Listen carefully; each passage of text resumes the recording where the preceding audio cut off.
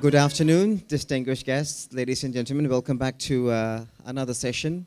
This is the second time we're talking about the climate change at this BangkokEdge, the Ideas Festival. But this is the first time of today we're talking about the climate change. And well, Natalie was here before for the first session, but I'm guaranteed that this session will be very inspiring because she single-handedly started changing her lifestyle to save the emission and the money, and I'm sure that every woman's guide to saving the planet, men could also use some of the tips as well, I'm sure. All right, so please give a big round of applause to Natalie Isaacs. And then I'm sure there'll be some participation from the audience as well towards the end of her presentation, so let's keep this one very interactive. Thank you. Natalie, over to you. Thank you. Thank you so very much for coming this afternoon to listen to my story. I am the author of Every Woman's Guide to Saving the Planet, but I'm also the founder of 1 Million Women. And 1 Million Women is a movement of women and girls from across the planet, and our whole focus is about acting on climate change through the way that you live. And but before I get into talking about my story with 1 Million Women, I'll just give you a little bit of a background of how I came to start a women's movement. So I'm actually a newcomer to the climate change arena. I really only started 1 Million Women, or I really only got the point on climate change a little over a decade ago. And I was a cosmetics manufacturer for 24 years, and my life was all about overpackaging, and it was about how you get somebody's product off the shelf so I could get mine on, and it was a really different life. And I actually had my head buried in the sand about climate change. I just thought I was one person, which so many of us do. It's a big, overwhelming, well, back then it was a big, overwhelming topic, and you just think, who am I really? I'm just one person. I can't really make a difference. And I could sit around the dinner table and talk about climate change, and I could actually understand the consequences if we don't all act. And so that wasn't the issue. The issue was that I could leave the dinner table and just carry on business as usual. So for me, and like a lot of us, there was this big, deep disconnect about being aware and what was happening, and then taking that into anything in your life, anything meaningful. But the short story is I had this epiphany, and there were a few things happening in that year, but the thing that actually changed my life forever was something so ridiculously simple. I got our household electricity consumption down by 20%. That was it. And when I got the bill, and I saw on the bill that I had saved a whole heap of money and a whole heap of pollution at the same time, it was at that point I took ownership of the issue. I did something and I saw a result. And at the very moment, I realised that climate change was all about me, and it was all about my family, and it was all about my friends, and that imagine if millions of us just did what I did, which was just being more vigilant around the house. Imagine the impact we would have. And so then I went on and got our household food waste down by something crazy like 70%. I stopped over-consuming. I took a breath before I bought something and asked myself, do I really need it? And before too long, I had literally changed my way of life. And as you do, a couple of years later, I started 1 Million Women. And I started 1 Million Women because I wanted to reach women from the city to the bush. I wanted to tell everybody my story about how simple it was to change my way of life and how that got me engaged on the issue of climate change. And so for those of you who don't know about 1 Million Women, we're really specific with what we do. We inspire, we empower, we motivate, but most importantly, we mobilise women and girls from across the planet to live climate action through everything we do, through our daily activities, through every choice we make, through the economic power of women, through using our voice and our vote, and through every aspect. So we focus on household energy, how you get from and clean energy options. We talk about sustainable fashion.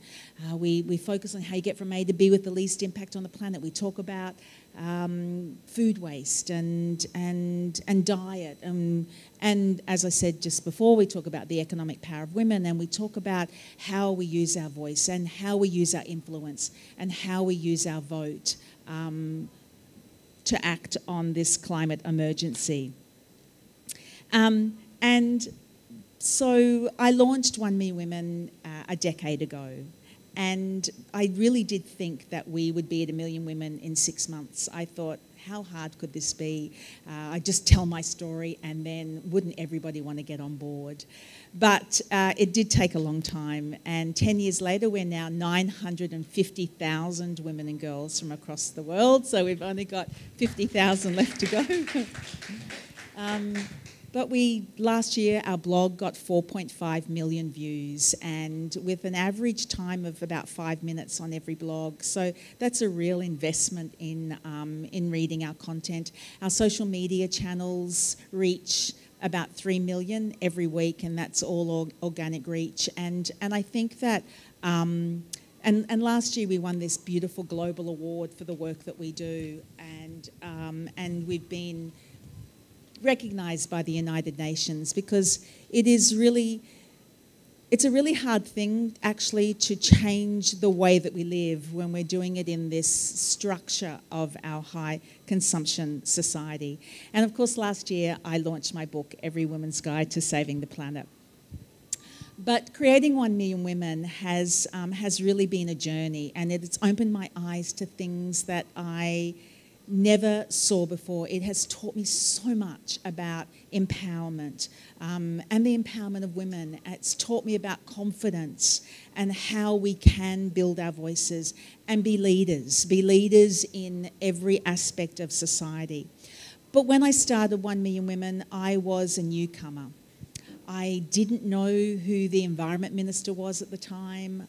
I didn't know what climate policy there was at the time. I didn't have any idea how to start a movement. But I did know that it had to be about women, and that women were the change makers of the world. And at the time when I'd had this epiphany, and I'd just changed my life completely, and I went on to the internet to try and find something that spoke to me as a woman, and there was millions of organisations out there that talked about climate change and talked about how to get involved, but I couldn't find something that bridged that gap between women's empowerment and climate action. And so that's why I just decided to fill the gap. I did my research, and I found that women, depending on where you are in the world, make between 70 and 85% of the consumer decisions that affect the household's carbon footprint. That women are powerful consumers, and we can use that power in the marketplace. We now control 29.6 trillion of the world's wealth, and that's trending up. So just imagine if we use that power for the good of the planet. But I also found that women and children in developing countries are the most vulnerable to climate change, and they are on the front line.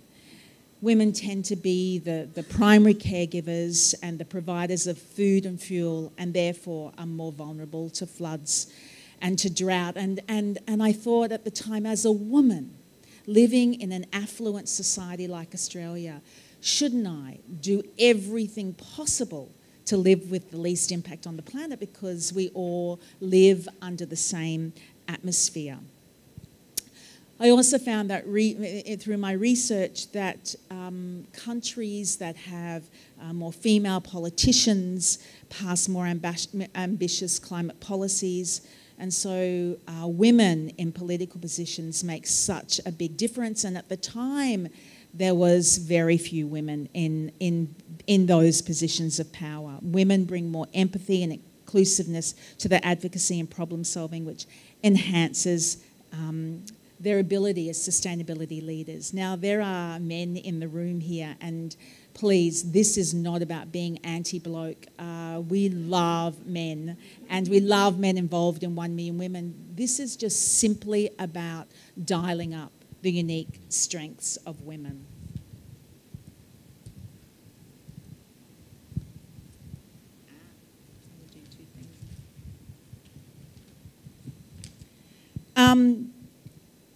And in the last 10 years of doing 1 Million Women, I have found 3 things to be true.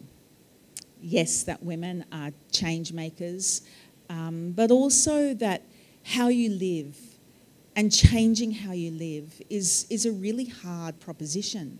And as I said, it's because, you know, we're trying to change how we live in this structure of our high consumption society. And I believe, and I can only tell this story from my perspective, that to change how you live and to profoundly make it stick, we have to deeply and madly fall in love with our earth.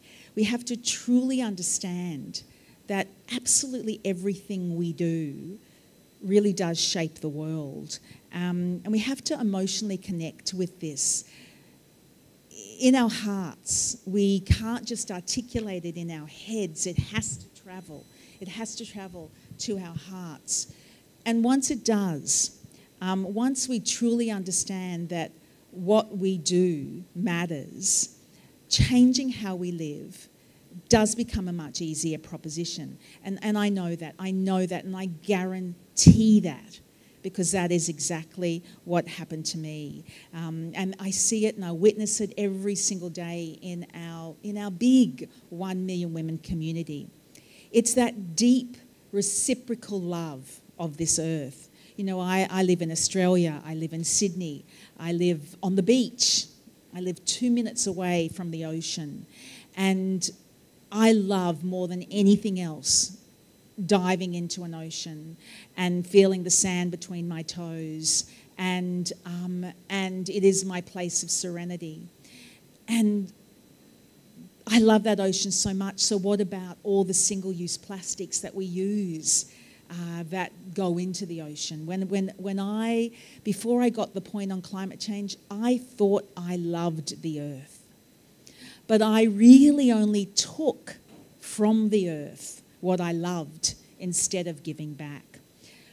I love bushwalking. I love walking in a rainforest and smelling the sweet, cool air and the mulch between my feet.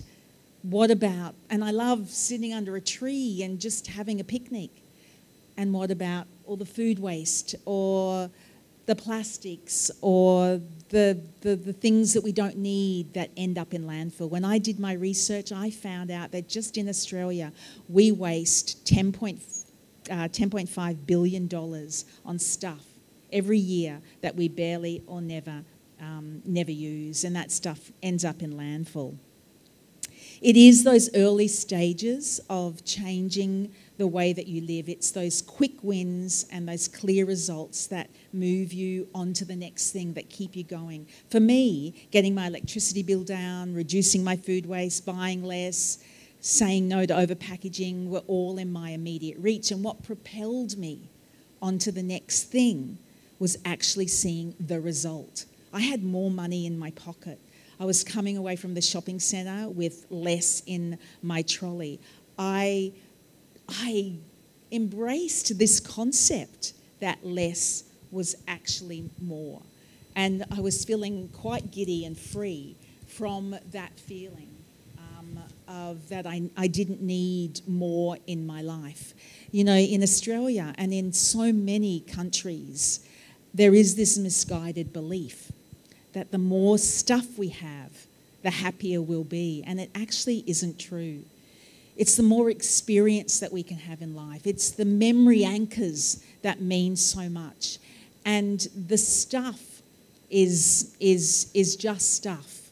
And so it's always a good thing to take that breath before you buy something and just say, do I need it? What can I do with it when I'm finished? Does it have a long life? Or is it something that I just am going to get today and forget about it tomorrow? And I think the strategy behind 1 Million Women is really about how do we change behaviour and how do we make it stick? And I think it's the essence of what we do. We take this overwhelming, complex issue and we break it down into these bite-sized actions that have these real and tangible results. And that moves you along the road of empowerment. And the thing about 1 Million Women is we're not an environment movement. We're not a lifestyle website. We're actually a movement of women.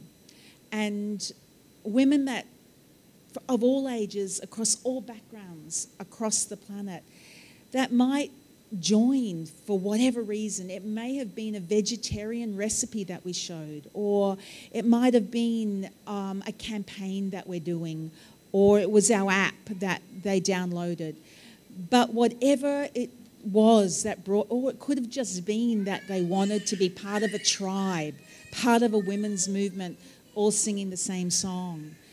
But whatever it is, the goal is to take you along that road of empowerment.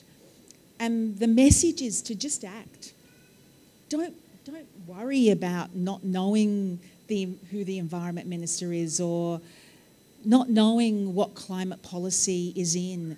Don't get too bogged down by the whole complex issue of climate change. Just act. Just do one thing in your life, one thing in your day, because that will move you to the next and the next and the next. And it doesn't have to be big. It can be just one small thing that you did today that makes you do something again tomorrow. And that's the journey of empowerment, because action leads to more action, which leads to more action, which leads to more action. And action leads to you finding your confidence and building your voice. And when you build your voice, you influence others to do the same. And when you build your voice, you use your vote. And when you use your vote, you become, you use it all. You need to do it all. And before I started 1 Million Women, I was saying this on the panel this morning, I really lacked confidence in this area. And it was the actions that I took that made me more empowered, that built my confidence, that built my voice. And as consumers, we have so much power. We have the power to do the simple things like leave an overpackaged product on the shelf to gather dust. As a former cosmetics manufacturer, I used to manufacture quite a few brands, and 4 of them were fast cosmetic brands, like fast fashion. I did them for the department stores. And I would go to the department, they were Christmas brands, and they were for young women, they were for teenage girls, and they were actually all about empowerment. And I would go to the department store around Christmas time to show them my products for the next year. And they'd be around $30 Australian dollars, and they'd have pretty much no packaging, and they'd be like a little spell box or a little friendship pack or a beautiful little product. And the buyer would go, love it, Nat, fantastic. Now let's do it for next Christmas, but let's get the price down to $9.95. And you'll need to put that in a plastic tray so it doesn't fall out. And you'll need to put that then in a plastic box. But then you'll need to shrink wrap that in a plastic. And could you please put in a plastic, all of them 6 in a plastic tray, and then shrink wrap that. And so by the time next Christmas came around, the product that I wanted that was $30, that was high quality and no packaging, ended up being $9.95, covered in 5 layers of packaging, filled with crap, because I had to get it down to a particular price. And I didn't care. I didn't care because all I cared about was you buying my product. And because the department stores, I was just a tiny player. And the department stores had a hold over me. And And so I would go to the stores at Christmas time and watch my display of products. And all I was watching was that you were taking it off the shelf. I was seeing how much product of mine was getting into the trolley and to the teller. I didn't care that you would get my product. It would be under the tree. Gigi would get it, and she'd open it all up with plastic in the bin, and then a week later it would all break. I didn't care. I'd sold my soul to the devil because all I cared about was the profit that I was going to make, which was still pretty little. But while I was there at the department stores, I saw this Christmas frenzy. I saw the night before Christmas or the week before Christmas, and something happens to us all where we're buying stuff to put under the Christmas tree, and something changes in us, and that consumerism piece comes out. And I promise you, if you had left my products on the shelf as a protest, that would have come directly back to me, and the next year I either would have been out, or I wouldn't have made, or the buyers would have known not to have products with plastic. Never, ever underestimate the power that you have as a consumer to vote for the product that you want on the shelf. And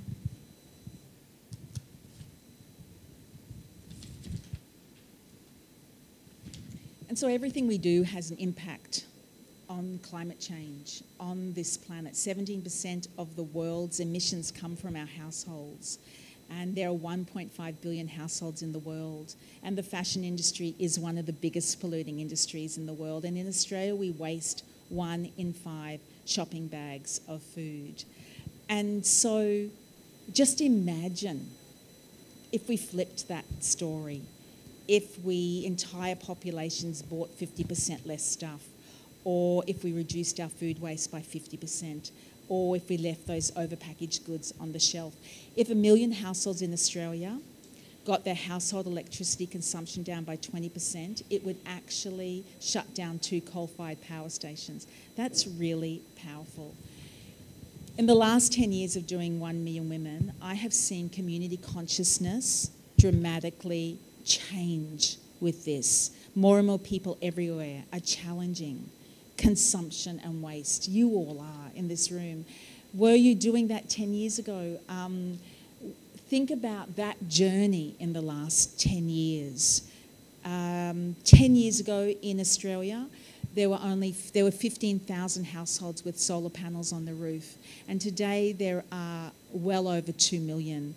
And that's a solar revolution going on in my country. 10 years ago, we thought electric vehicles were something out of science fiction. We never talked about electric vehicles. We had really no concept of them being, of even how they worked. And by 2025, it is estimated that there'll be 1 in 6 vehicles will be electric. And we are today witnessing and participating in climate action around the world, in the streets, in like we have never seen before. The climate school strikes where 7 million of us marched for climate justice back in September. And it's not just the youth, although they're leading the charge. We're all out there marching in the streets. And late last year, when I was at the United Nations in New York in September, speaking about lifestyle change and why that's so important to the issue of climate change, and I marched in the streets, and there were 250,000 others, and it was really amazing. So to my book.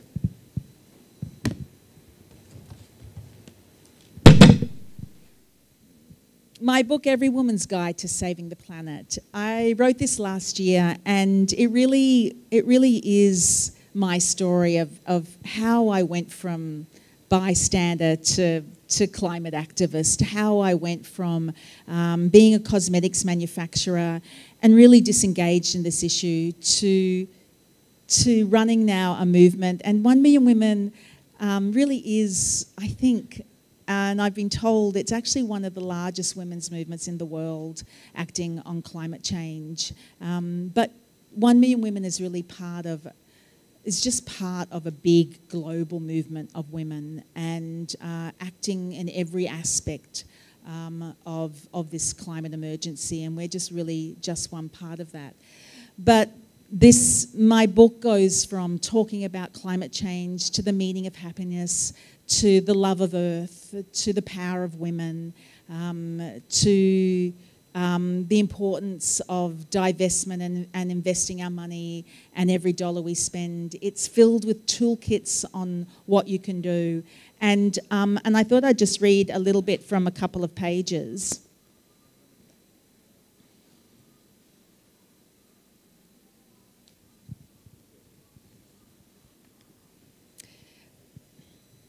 At 1 Million Women, we are all part of a global movement of women changing the world. There is one story, and we are in it.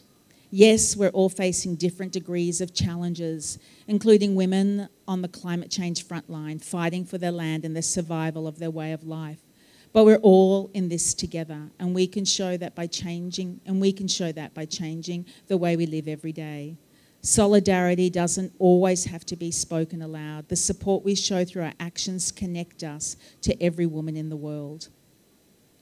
So when someone asks me why women, the answer's a no-brainer, because women are most adversely affected by climate change, and women have enormous power to do something about it. And when I asked my dear friend Christiana Figueres, who led the big climate change agreement back in 2015, the Paris Agreement, I asked her to share her insights for my book, and she says, "We often hear that women are needed at the front line of climate change because women around the world are disproportionately negatively affected by climate change. This is sadly true, very true. But in addition, what I think is also urgently needed is women and men who are conscious of their feminine intelligence and energy. Women and men who understand that to protect the long term, we need to act in the short term. Women and men who know that we are on this planet as stewards and improvers, not as destructors. Women and men who intentionally support each other and collaborate in the full wisdom that only through radical collaboration can we effectively deal with the complexities we face." So I thought that I would just take a moment to show you a video to give you a little... it actually it gives you a real taste of what 1 Million Women does. We're 10 years old, and we had this really big celebration, and we've started this... it was called the Love Earth Festival. It was to celebrate 1 Million Women's 10 years, but it was also to shine a light on the solutions to climate change in every aspect of our life, and to shine a light on the amazing things that are happening out there. And I just thought I would just give you a little... This is just some snippets, some highlights of this very special day. And being an Aussie, you might know this band, Midnight Oil. I don't know if anyone else knows it, but we had Midnight Oil play for us, which is a very big rock band in Australia who came to support us that day. So can I just show the Love Earth video? Number 1, yeah. Today we are celebrating the 10th birthday of 1 Million Women, and it has absolutely gone off. Happy birthday. Happy birthday. Happy birthday, 1 Million Women. Humans all gathered in a place tonight. Everything will be alright if you let go. A women's movement on climate change is so important to fostering behaviour change well into the future and creating a healthy, happy environment. It's a simple but powerful message, and it's resonated with nearly 800,000 women and girls. It's grown to be the largest women's movement in Australia acting on climate change. If I have to, I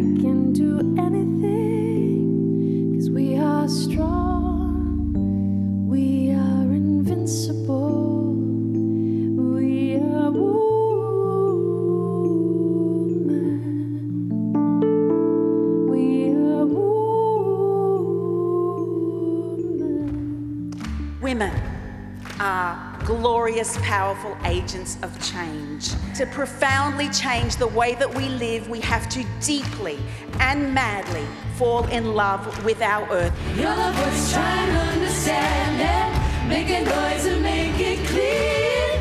Oh, oh, oh, oh. We're not gonna sit in silence. We're not gonna live with fear.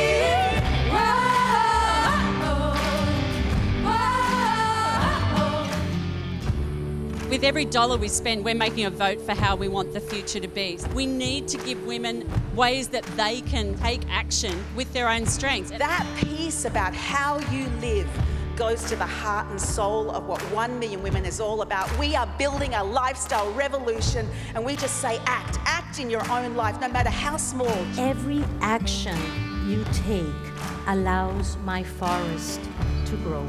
Don't think about yourself as having a small impact, because you are part of a big group. Whether you are trying to make changes to your waste, deforestation or climate change, you are part of millions. Can you imagine the first taste of freedom for the refugee?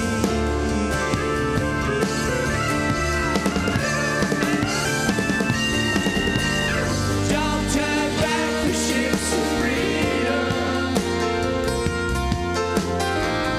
Back to the sunshine of the sea.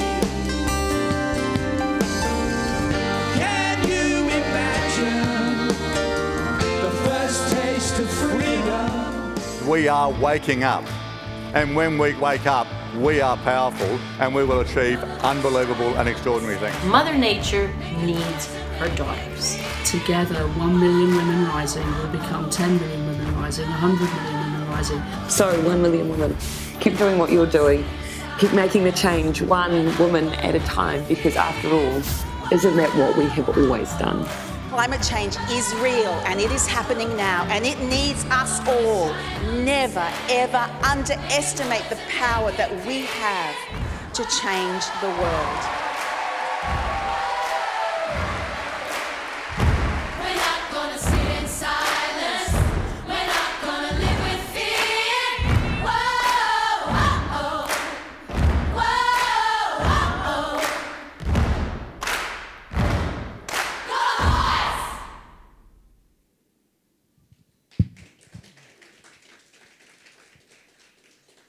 It was a really, really great day, and now we're going to package that up and do that as an annual thing, city by city and country by country. So maybe we could bring that here.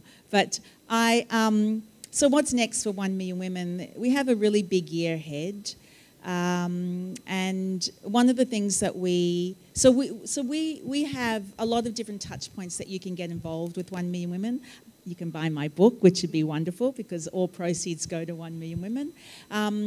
You can join on our website. Our website keeps you up to date with all the campaigns that we have going on around the world. You can join us, follow us on our social media channels, Facebook, Instagram, Twitter, LinkedIn. And we are constantly, every day, every week, we are doing fresh blogs and fresh information about the whole, everything from how you live to using your voice to using your vote. And just recently, only a few weeks ago, we launched our new app. So you can get that on the App Store. Just look for the number 1 Million Women. And the app is something that we've been working on for a long time. It gives us real-time data. You can go in there and they have actions every day, a map that shows where in the world we are acting, how many of us are acting at any one given time, and what the carbon value of that is when we all act together. One of the things that's really important to 1 Million Women this year is that we become much more grassroots. You know, we're this big movement, but honestly, the head office is just a team of 6 of us in Sydney. And it's time that we tried to be a lot more grassroots and a lot more local with everything we do. And so our app is giving us that ability. We can geofence, which means we can draw a ring around absolutely anywhere in the world. any street, any country, any city, any council area, any region. And with the help of our community and with the help of others, we can deliver actions, grassroots actions that relate just to that area. And if you belong to that area and you've downloaded the app, they're the actions that you're going to see, and all the data and all the real-time information will be about your region. And so it's a big project. We've been working on it for a long time, and it'll take us the next year or two to roll it out. We launched it a few weeks ago. We've got nearly 10,000 people who have downloaded the app so far, but the process begins now of how we really take that and become much more grassroots, and how we can give 1 million women over to communities in the world so that we can build it and grow it together, but become a more grassroots environment. So if anybody's interested in talking to me about that and how we can make it more grassroots for Thailand, please come and see me. I am happy to take any questions. I've got one more video to show everybody once we're done, but is there any questions at this stage? No? Yes?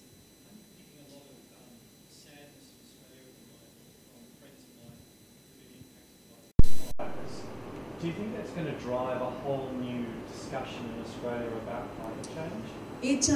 It is the saddest time in my life in Australia. I cannot tell you. Even now, just I'm sure I'm going to tear up. I have never seen anything as devastating as it is now. And on New Year's Eve, I was in this beautiful place called the Snowy Mountains, and a little town, a very popular ski field, but in the summer, of course. And we thought we were fine. Sorry, I'm going to get to your... But we thought we were fine. And within hours, we were evacuated. We had to just literally, we fled, my family and I. The next town, it was 3 o'clock in the afternoon, and it was so pitch black that you thought it was midnight. Was I showing you photos? It was extraordinary. The road was closed. We couldn't get home. We ended up in a caravan park where the smoke was so bad, and it's been like that for 2 months. Even inside with everything closed, our throats were... we thought it was the end of the world. It was so bad. And it is climate change. And people are furious and sad and passionate and mad and every emotion that you can imagine. And yes, we are all working together to try and elevate this to a level that we've never seen before. Very sadly, we have a government and a Prime Minister that does not believe climate change exists. We have a Prime Minister that in Parliament holds up a lump of coal and says coal is good for our economy. We have a Prime Minister that it's just shocking. So we're all going to be working hard on how we change this story and how we become empowered citizens of our country to vote leaders in that will take this climate emergency to a level we've never seen before. So I don't know if that answers your question, but yes, the Australian people are angry and scared and sad, and I'm hoping something will shift. So far it's business as usual, but we'll see. We are about to work on something. Yeah, anyway, yeah. Yes.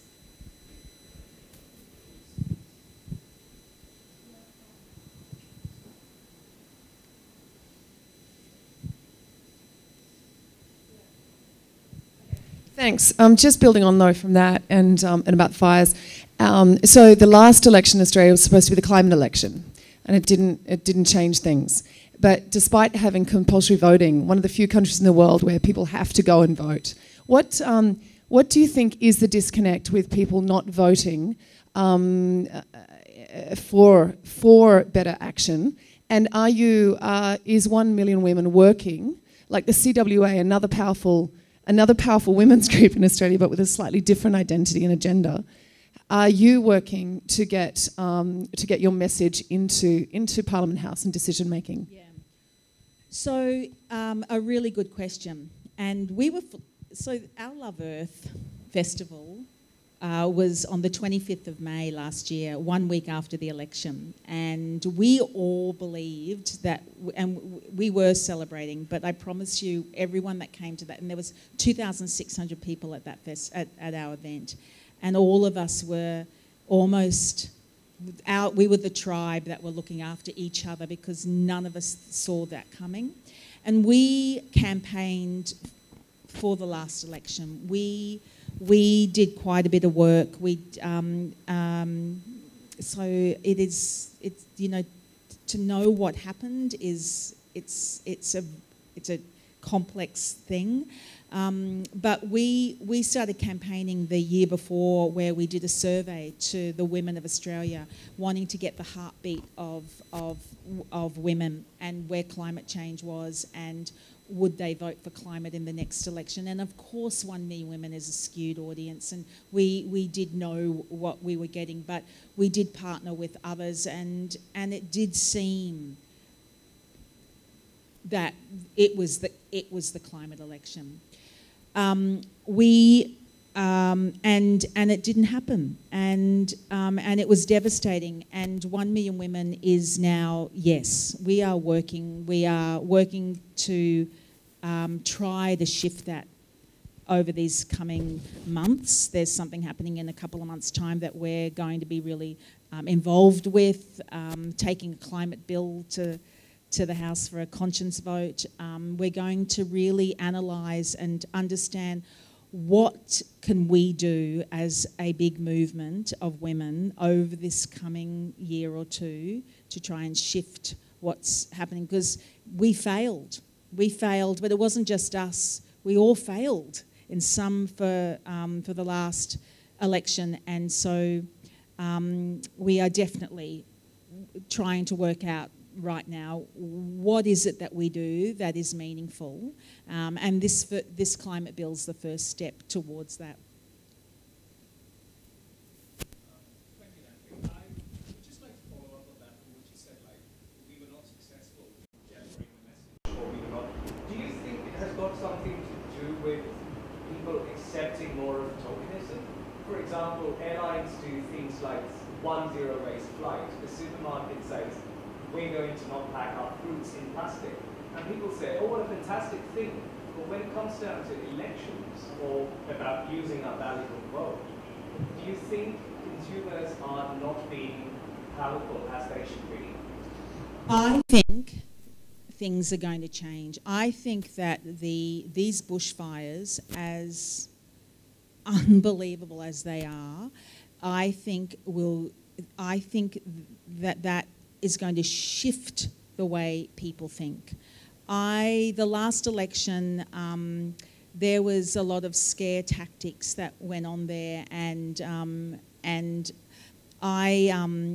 so I'm not.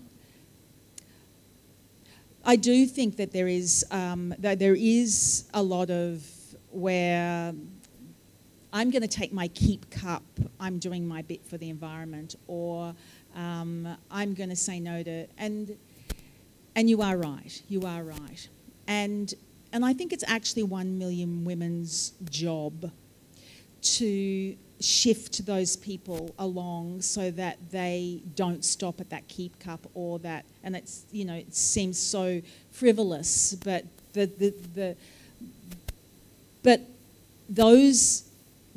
and we look for women and people, everybody that sit outside of this green zone. We look for people that aren't engaged in this, and we try to bring them along, and we try to bring them all the way to using their vote.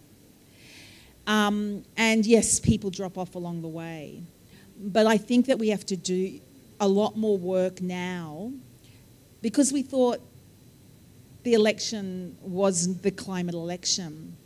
to make sure that we take everybody along. And it goes the other way. You know, you have to, our message is you have to live climate action and you have to fight for it too. And so the flip side of that is a lot of people march in the streets and or send a petition, sign a petition that goes to a politician and think, okay, that's all I need to do. And then on the other hand, live their lives filled with overconsumption. And I know that, you know, you need to take a step, and when none of us are perfect and we've got to do our best. But we need to do it all. You know, this is a climate emergency and it is happening now, and we're seeing it not just in Australia but in every place in the world.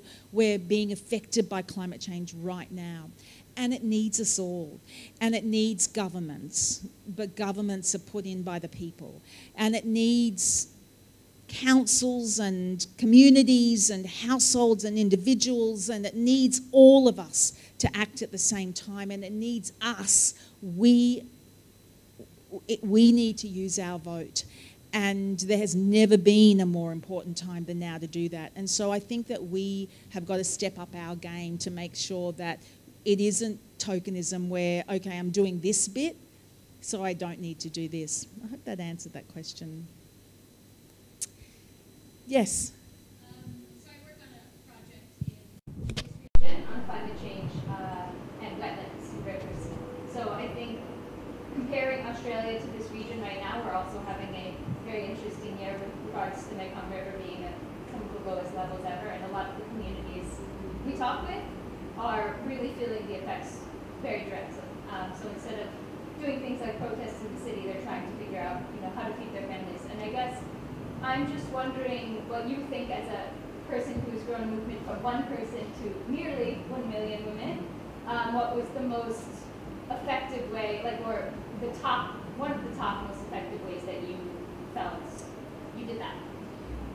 I think it was because almost 1 million women has mirrored my journey in being inactive, not engaged at all, a passionate person and pretty, you know, like understood everything, but it just didn't cross over. And it wasn't that long ago. Like, we're only talking 11 years ago or 12 years ago when I got the point.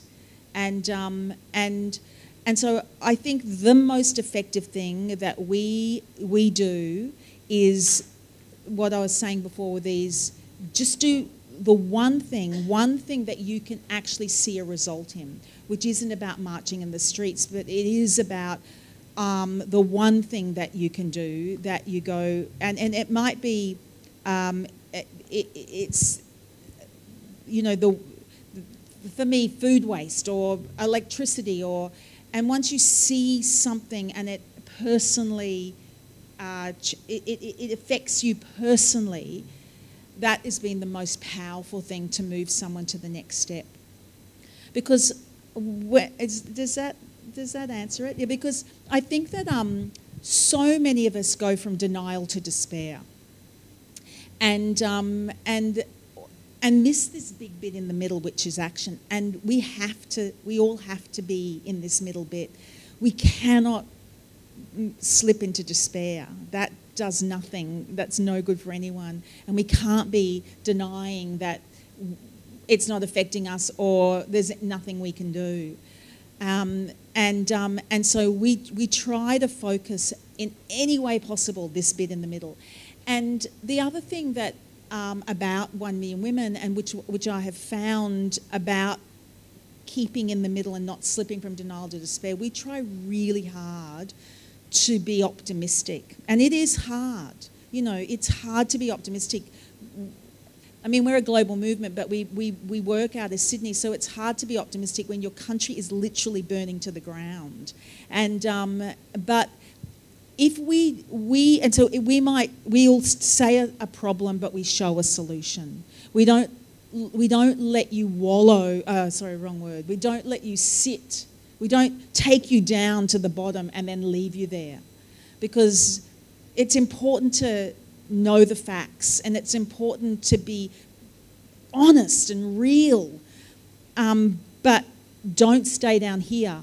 We got to bring you back up. We got to bring us all back up so we're acting. And so I didn't know any of that when I started 1 Million Women. It just kind of fell into the way we were because that's how I kind of was. Oh my gosh, I just did this and now I'm doing this and look at me. I've just reduced all my food waste. I don't care about stuff anymore.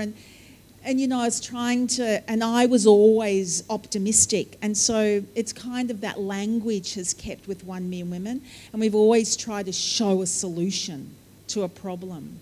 And it does get harder because it, you know, it's a real emergency that we're in.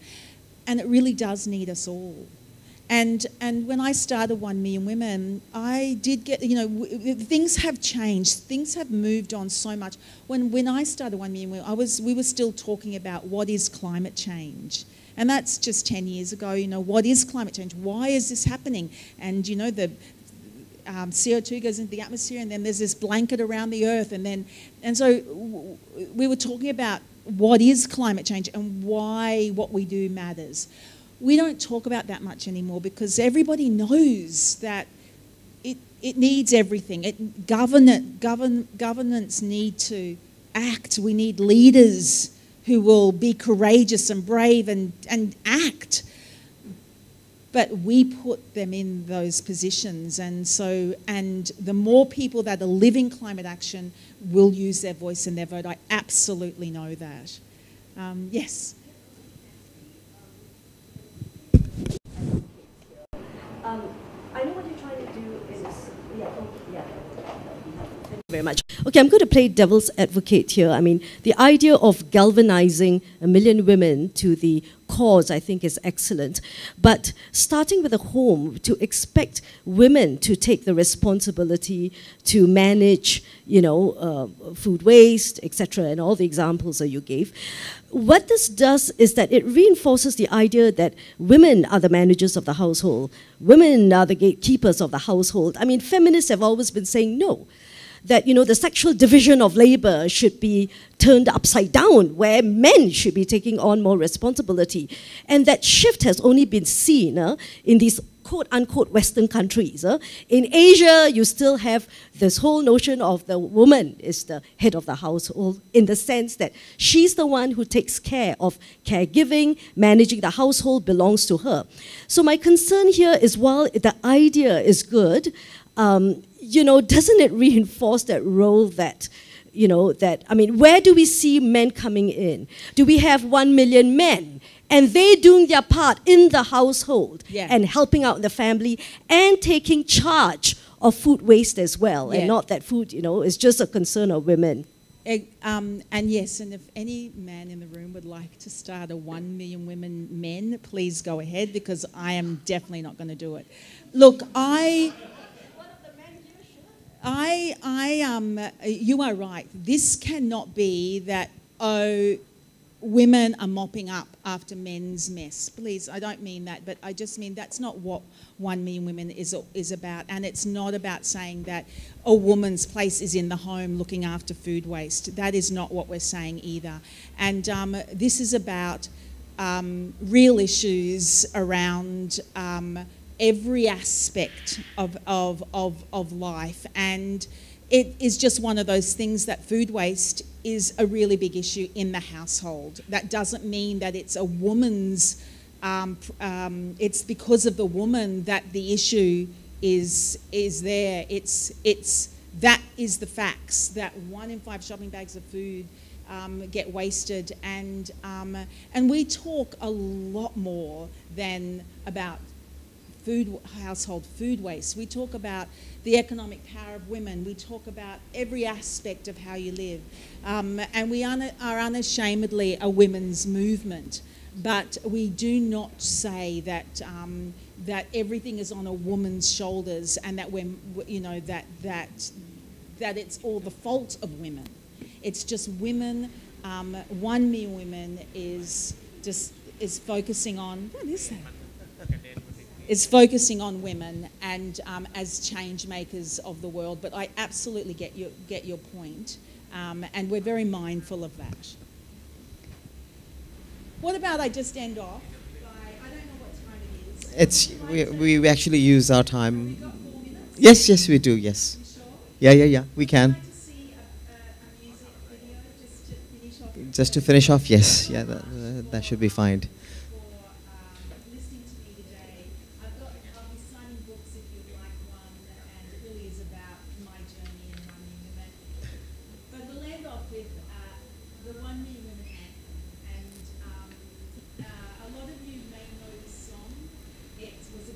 Natalie, please use the mic. Yeah. Please use the mic. Oh, sorry. It was a big Aussie hit many years ago, and we took it to Paris. We needed to, in 2015, we wanted to have a message for the world that was about from women for everybody, but it was about climate action gives us climate hope. And we wanted to cut through all the complexity just to deliver this very simple message through the joy and power of music. And we came up with this music video. It's had nearly 4 million views. We took it to the big Paris conference, and I showed it on one of the days that I was speaking. And so tap your toes and jiggle in your seats, and thank you so very much. Please give Natalie a big round of applause. Thank you so much, Natalie. And per video lekrap.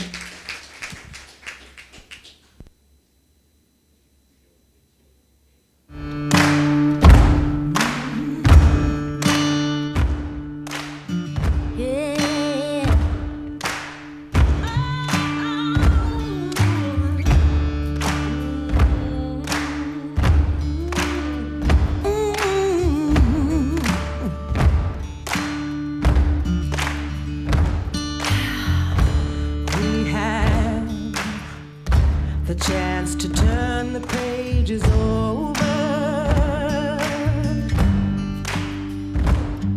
We can write what we want to write.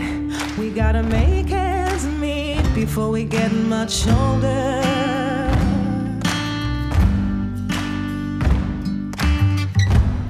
We're all someone's daughter. We're all someone's son.